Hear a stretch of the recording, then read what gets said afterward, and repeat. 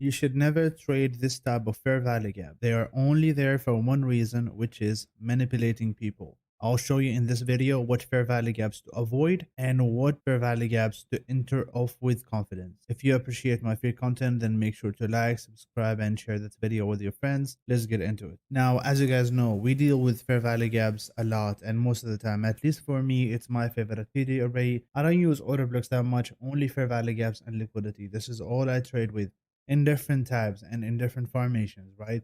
But then what I notice is that a lot of people actually make mistakes and they trade the wrong fair value gaps, even though there is something that really tells you which fair value gap is going to be respected and which one is not valid no more. And the thing is liquidity, but we're going to go into this more and more in details, right? But the mistake that a lot of people actually make, let's consider that we have a bearish PD array here. So let's say a fair value gap. And as price come into that PD array, it's going up, going up, going up, and we are right here. Then it goes to this fair value gap. Actually, it reaches this fair value gap with a big displacement and a fair value gap. Now, a lot of people in this case would be afraid to enter, right? And they're going to say, okay, price is coming with a strength to my fair value gap. So I'm not really feeling confident to enter, being scared because I'm going to lose some money here. But the reality of this is really the opposite. It's totally the opposite of what you're thinking right here. And we're actually going to discuss this in details. But then I want to show you one thing here that I just called in the Discord and we made money off, right? So we had this main drawn liquidity, which is previous day low. And what happened, and there is also actually a fair value gap on the 4-hour, just around here, I guess. We're going to check it later, but around here. Now, the thing is, this is previous day low in euro dollar, and we're sitting right here. What happened is that as we're coming into that drawn liquidity that is right here, what happened is we created a fair value gap. Now, just take it from me, those types of fair value gaps. So any fair value gap, and this is totally the opposite because there is something that's going to happen here. If it happens, it's going to change this to a manipulation fair value gap.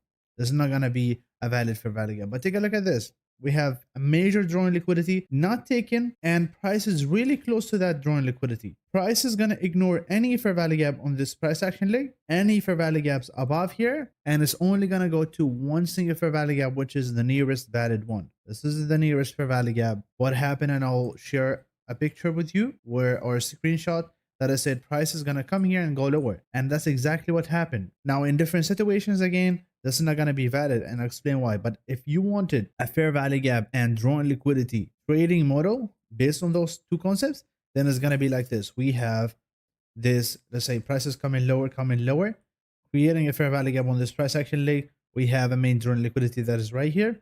This nearest fair value gap, because it's not really valid for price to go up, all the way to the extreme fair value gap, as a lot of people understand it this way. It's always the extreme fair value gap. But it's not going to be valid because you see how much of price action or how much momentum we're spending on this just to go to this fair value gap and go lower, where we can actually just go to the nearest fair value gap, which is this one. That's still a fair value. Then go lower here. That's one of the perfect models that you're going to see. It could be either a mitigation of fair value gap, or it could also be what? So it could be something like this. Sweep our liquidity into that main drawn liquidity. You see?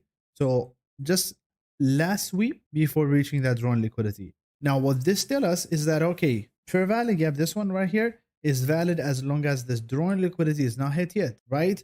Now, totally the opposite. And that's what I'm going to explain that, okay, you really want price to come to your point of interest aggressively, and there's a reason behind it, and I'll explain why. So do not be afraid from this day to take your trades when prices come into your fair value gap or your PD array or your POI aggressively, right? And the reason is, now let's say that we have fair value gap here, price created another fair value gap that is bullish. A lot of people who are not seeing this higher time frame POI, which is the valid one, which is the one that we need to follow, then what they're gonna do is enter from this fair value gap. And you know that there are different people, which means different types of entries. There are people who enter of the reaction.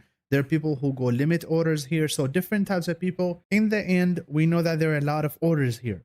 So a lot of buy orders being around this level. So what's going to happen is, as price coming lower, a lot of people are going to enter here, maybe a small reaction. And what's going to happen is another fair value gap on the other direction. So there is this fair value gap that is when price reaching a higher time frame POI, it's not valid, it's a manipulation fair value gap. And most of the time, we're going to create another fair value gap on the other side, and this is not valid. This is only used. Imagine that you are actually planning to sell big amount of money here, or you have a lot of orders that you want to sell. As prices going up, you need something to convince people to go long here in order to mitigate and fill all your orders. And what is one of the easiest way to actually manipulate people? It's creating a fair value gap, because not everyone knows how to use a fair value gap.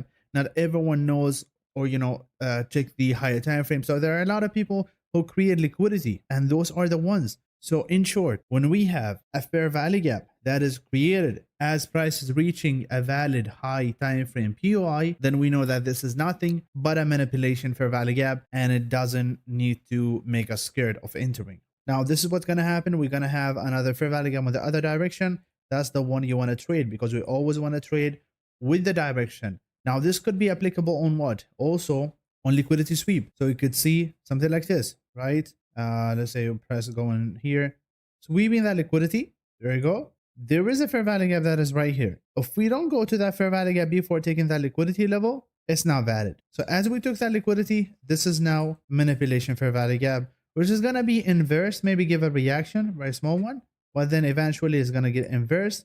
And we could create another fair value gap here or one here. Either of those is valid. We want to trade with the trend and not against, because you're going to see the examples that I'm going to show you. It's always about displacement. It's always about liquidity. Now, taking a look at Euro USD, 15 minutes. What do you see here? Want to spot any liquidity level and a fair value gap that happened on the other direction that is going to actually manipulate a lot of people. So what we see here is, let's say, for example, there is this liquidity sweep, but there is no fair value gap on this side. Now, if you switch to another time frame, you're going to see them, but not in this time frame. Now, let's take a look at this.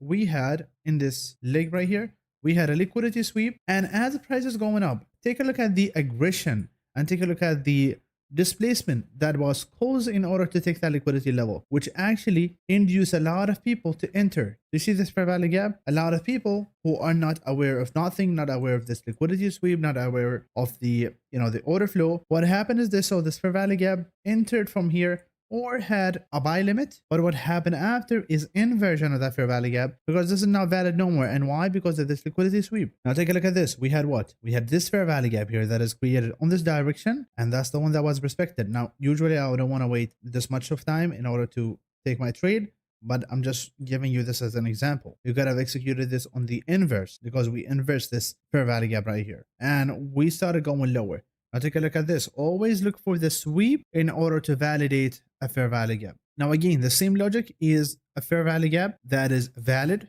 And what happened here is that price action was going to that POI aggressively, which is going to make a lot of people who don't understand, the real smart money concepts, is that they're going to think that this fair value gap now is bullish. Therefore, the price action is going to be bullish. But this is inducement. This is a trap, and this is a manipulation in order to actually go lower. So in order to be able to go lower, and actually we have two fair value gaps here, consecutive fair value gaps. So you'll be afraid here, but if you're trusting your POI and you know which one to pick, then you know that this is going to be inverse. And that's what happened here, price going lower. So you see, that's a manipulation.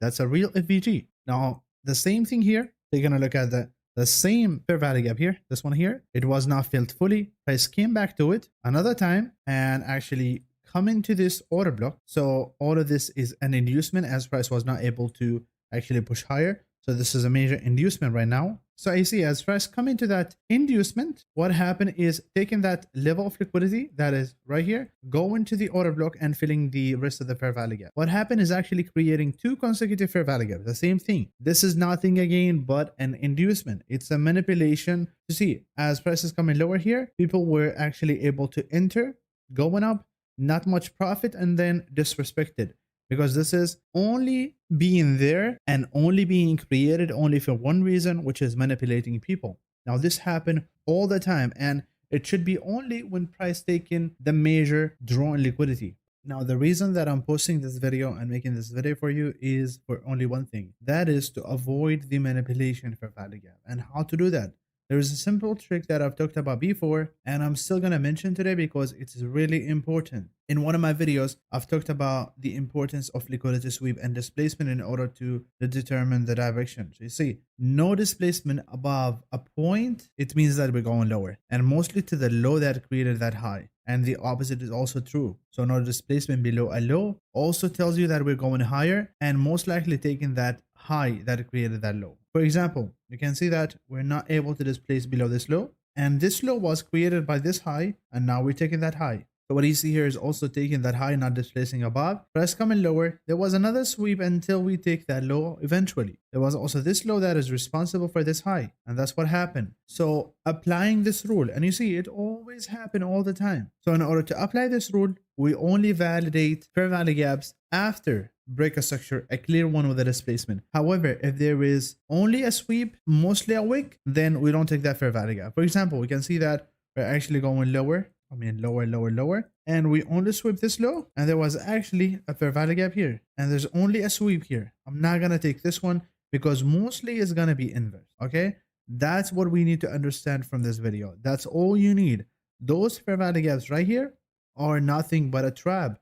On the other hand, if we're not taking that low yet, so let's say the major drawn liquidity is here, and we're getting very close to that drawn liquidity, and we created a fair value gap here. And even if there is a fair value gap all the way up, sometime it depends if we're in a kill zone, if there is news. Most of the time, price is going to come to this nearest FVG and then go lower. And it's not going to be a manipulation fair value gap. Unless we took that low and we were not able to displace below it, then that's going to be a manipulation fair value gap. That's the thing. That's all I wanted to mention in this video, because there are a lot of people who actually make those mistakes. People that just seen that, okay, we have a fair value gap here, it means we're going to push higher, right? But they don't see that there was a liquidity sweep here, and the same thing happened over and over everywhere. You see, you gotta look at not only fair value gaps, but what happened after creating the fair value gap. So not only the fair value gap, especially right here, you see, we're not only looking at the fair value gap, we're looking at what happened after the fair value gap. You see this big wick taking that high into an order block. It's telling me that we don't need to actually long this one. And that's why there are some people who only follow, especially people who are using indicators. The indicators shows all fair value gaps. There is no discretion in it. There is no experience involved.